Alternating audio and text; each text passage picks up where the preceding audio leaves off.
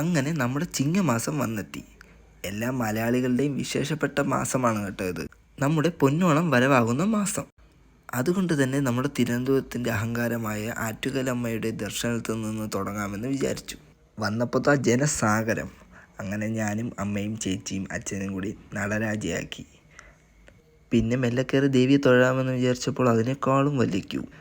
എന്തൊക്കെയായാലും സമാധാനമായിട്ട് തൊഴുതു.